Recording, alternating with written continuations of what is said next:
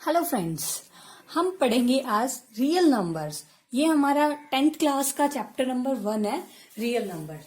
तो हर किसी को पता है हमारे रियल नंबर्स क्या होते हैं। रियल नंबर्स में हमारे रैशनल नंबर्स भी आते हैं, इरेशनल नंबर्स भी आते हैं। ठीक है, रैशनल नंबर को हम क्यू से डिनोट करते हैं, रैशनल। ये होते हैं इरेशनल, जिसमें हमारे इंटीजर्स भी आते हैं, नेचुरल नंबर्स भी आते हैं, सब कुछ होता है। ठीक है, ये सब हमारे रियल नंबर्स होते हैं। तो आज हम पढ़ेंगे रियल नंबर्स वाला चैप्टर। मेनली इस चैप्टर में हमारा एचसीएफ वगैरह फाइंड करना है, और एक होता है हमारा यूक्लिड लेमा। मेनली हम उस चीज को देखेंगे कि वो क्या होता है, उसको किस टाइप से हम फॉलो करते हैं, और एग्जाम्स में इसका एक क्वेश्चन आता है। ठीक है, तो हम वो देखते हैं क्या है वो। तो हम इसके इंट्रोडक्शन पार्ट लेते हैं। इंट्रोडक्शन सबसे पहले। इंट्रोडक्शन में हमारा क्या है, सबसे मेन है हमारा यूक्लिड डिवीजन एल्गोरिथम।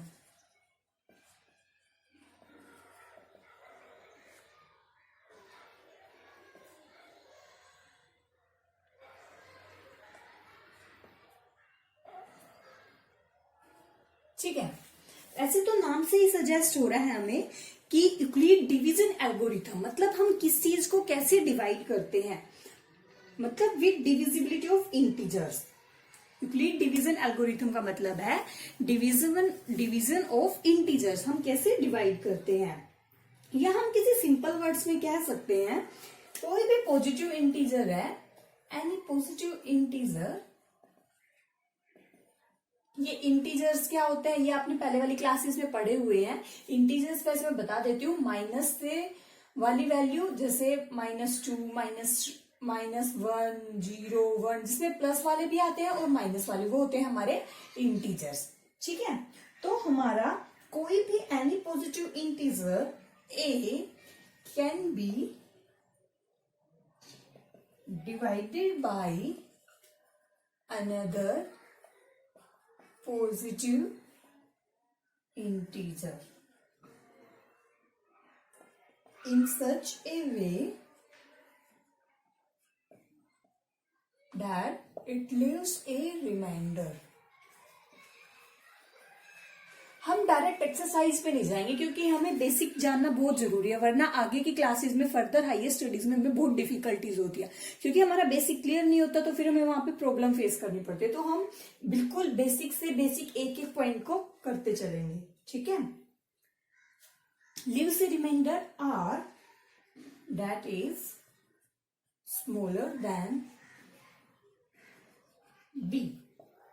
ठीक है, इसका सिंपल भाषा में मतलब ये है, हमारा कोई भी पॉजिटिव इंटीजर ए है, उसको हम किसी अन्य दूसरे पॉजिटिव इंटीजर से डिवाइड करेंगे उस वे में कि हमारा रिमाइंडर आर बचता है, और वो आर हमेशा उस बी से छोटा होगा।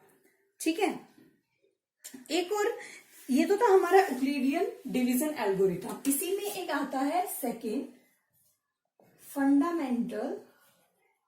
ये सारा इंट्रोडक्शन चल रहा है, इसके लिए हमें क्या क्या पता होना चाहिए। Fundamental theorem of arithmetic.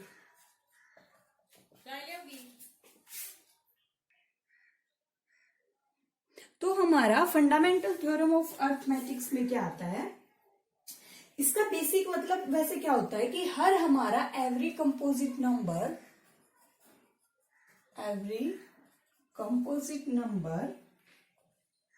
Can be expressed as a product of prime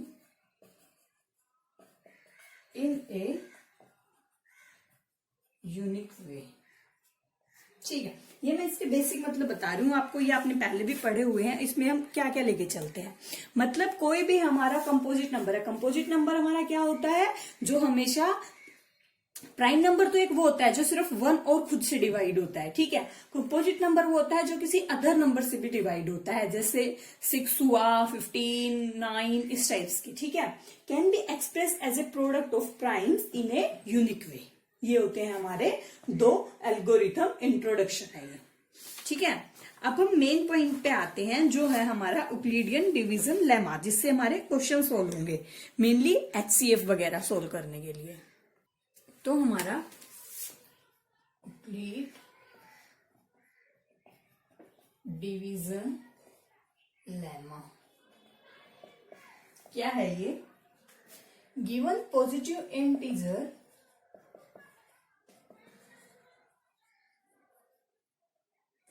A and B,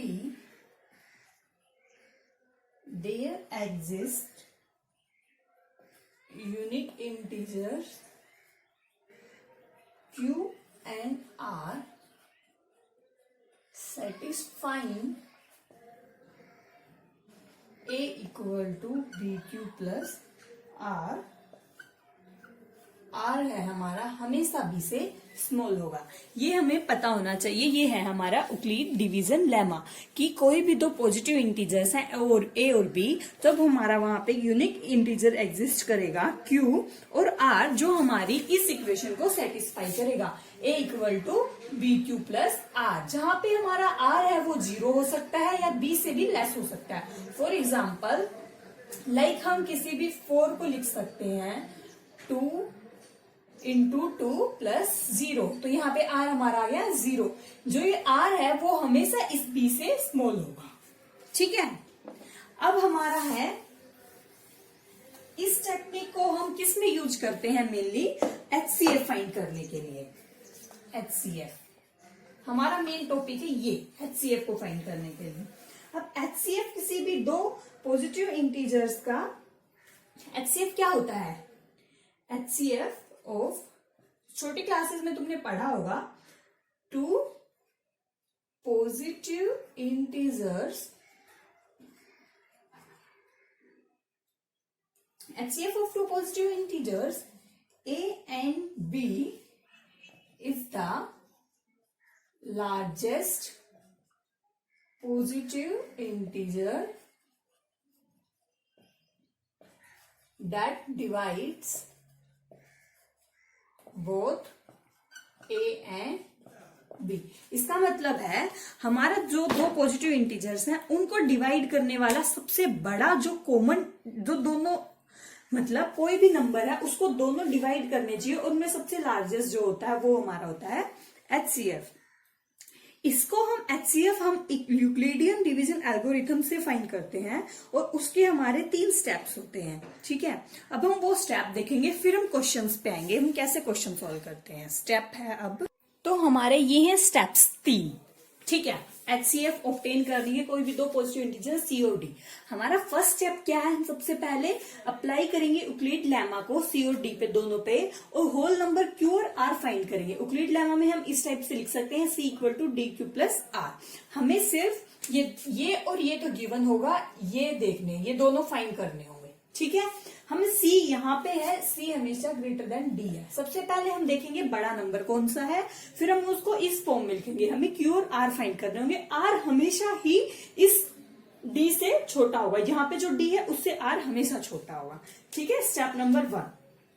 फिर हमारा स्टेप नंबर 2 है, अगर हमारा R 0 आ जाता है, ये 0 है, अगर रिमाइंडर 0 है तो हमारा जो भी D है वही उसका HCF हो जाएगा, ठीक है। बट अगर हमारा R 0 नहीं होता है तो हम दोबारा से वही लेमा D और R पे फॉलो करेंगे, ठीक है। ये आ गया हमारा सेकंड स्टेप। थर्ड स्टेप है, अगर हमारा R 0 नहीं आया, हमने यही प्रोसीजर रखा, कंटिन्यू करेंगे इस प्रोसीजर को जब तक हमारा रिमाइंडर है जो R है वो 0 नहीं आता है। और अगर हमारा रिमाइंडर 0 आ गया तो हमारा उस टाइम पे जो डिवाइजर है, मतलब जो हमारा ये D है डिवाइजर, वो इस स्टेज पे हमारा HCF होगा।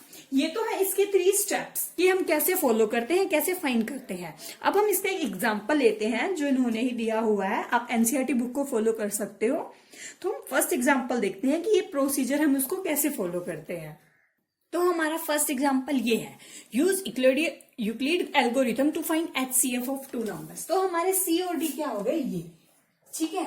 सबसे पहले हमें इसके लिए क्या करना है, सबसे बड़ा नंबर देखेंगे कि 45052 और 12576 में बड़ा क्या है। ये नंबर बड़ा है, ठीक है, तो ये बड़ा आ गया। अब हमें इन दोनों नंबर्स पे वो यूक्लिड एल्गोरिथम को फॉलो करना है। तो सबसे पहला हमारा स्टेप 1 क्या था? स्टेप 1 था हमारा इसको इस फॉर्म में लिखना, dq प्लस r की फॉर्म में। ठीक है, तो हम यहां पे लिखेंगे c इक्वल टू d 4052।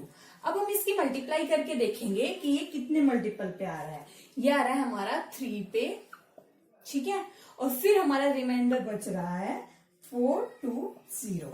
हमें ये ध्यान रखना है जो हमारा रिमाइंडर आ रहा है वो इससे छोटा होना चाहिए। ऐसे तो हम ऐसे भी कर सकते थे इंटू 1 प्लस समथिंग, बट वो हमारा रिमाइंडर इससे बड़ा हो जाता, हमें इससे छोटा रखना है। अगर हम 4 से करते तो वो बड़ा चला जाता, तो हमारा आया 3। ये आपको डिवाइड वगैरह करना तो छोटी क्लासेस में सीख चुके होते हैं। ठीक है, ये आ गया 3। अब हमारा स्टेप 2 था, अगर हमारा रिमाइंडर 0 आ जाता तो हमारा HCF हो जाता ये, बट अब हमारा रिमाइंडर 0 नहीं आया है तो हम इस प्रोसीजर को इस पे और इस पे फॉलो करेंगे। अब हम इसको लेंगे 4052, ठीक है, और हम इसके मल्टीपल में लिखेंगे, लाइक 402 का मल्टीपल देखेंगे हम, यहाँ आएगा 9 प्लस रिमाइंडर बच गया 272। अब भी हमारा यहाँ पे न्यू डिवाइजर हो गया 420, रिमाइंडर हो गया ये, रिमाइंडर तो फिर भी 0 नहीं आया। तो हमारा स्टेप 3 क्या कहता था, हम इस प्रोसेस को कंटिन्यू करते रहेंगे जब तक हमारा रिमाइंडर 0 नहीं आ जाता। तो अब हमारा नया डिवाइजर हो जाएगा 420 और ये हो जाएगा हमारा ये, और डिवाइजर हो जाएगा 272। 272 के मल्टीप्लाई 1 प्लस रिमाइंडर बचेगा 148। ये तो आपको मल्टीप्लाई करके देखना पड़ेगा, इसकी कोई शॉर्टकट नहीं होता, कुछ नहीं होता। ठीक है, फिर अब भी रिमाइंडर 0 नहीं आया, फिर हमारा 272 लेंगे, 148 इंटू 1 प्लस 124, फिर 148 को प्लस 24 गुना 5 प्लस 4,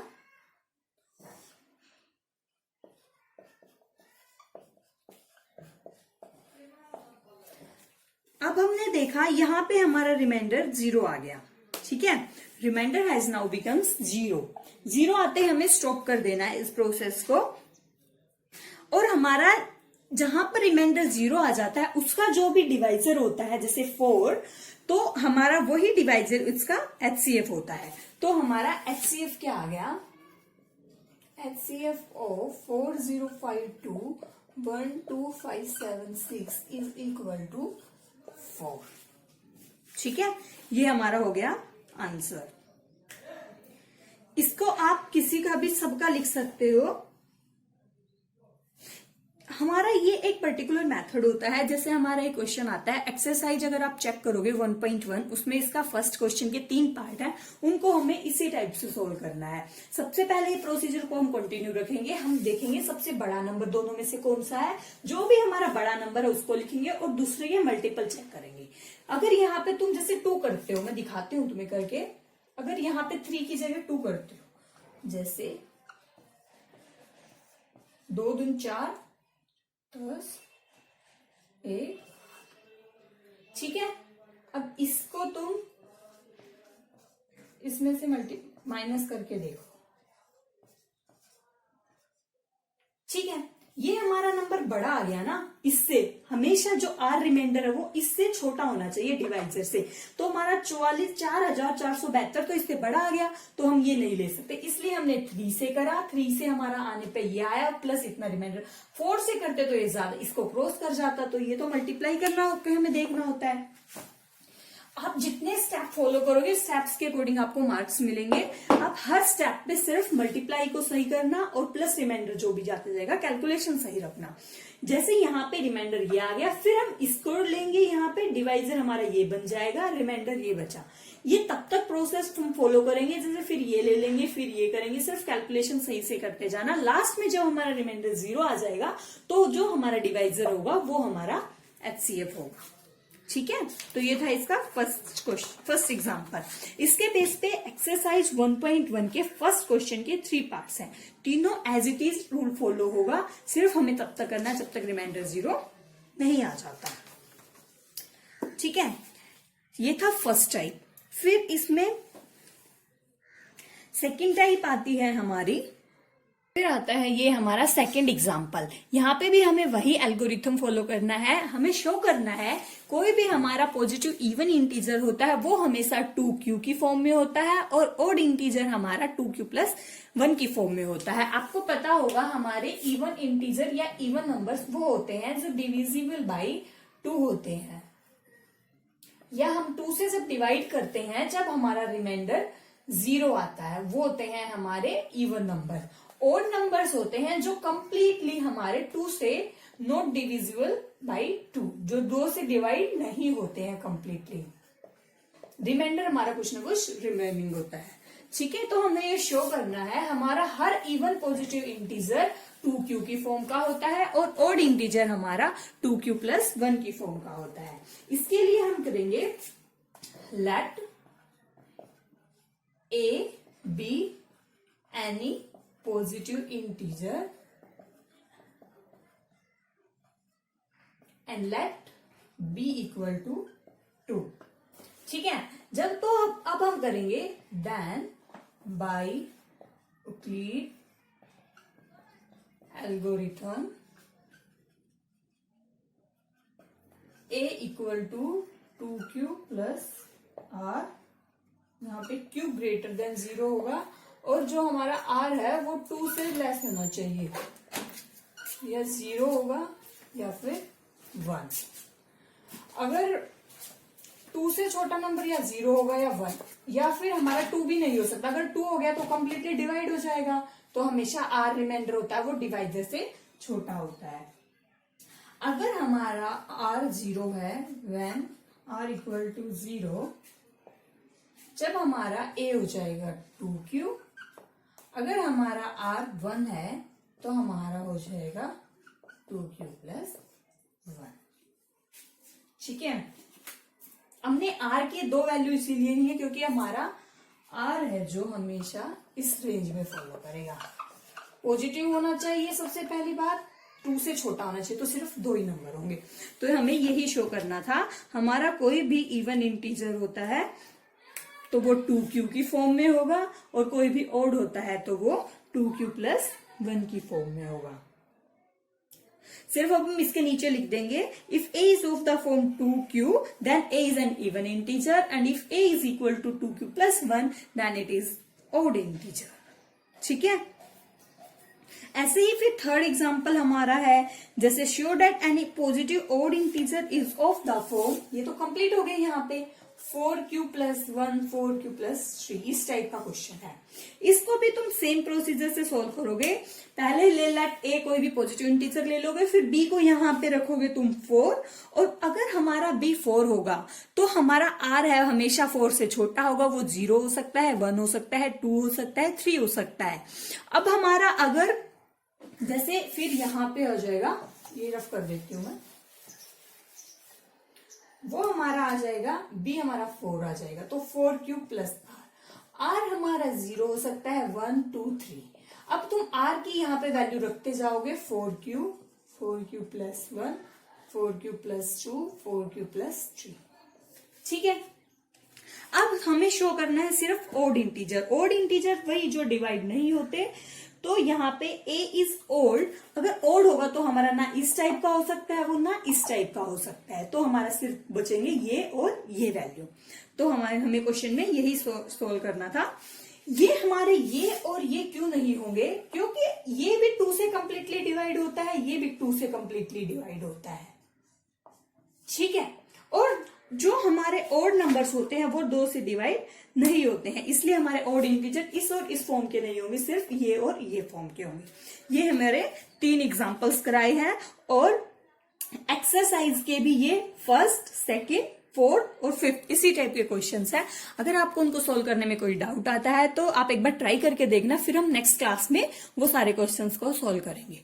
तो थैंक यू फ्रेंड्स, अगर आपको वीडियो अच्छी लगी है तो लाइक करना, चैनल को ज्यादा से ज्यादा शेयर करना, सब्सक्राइब करना मत भूलना। ठीक है, thank you friends, thank you so much.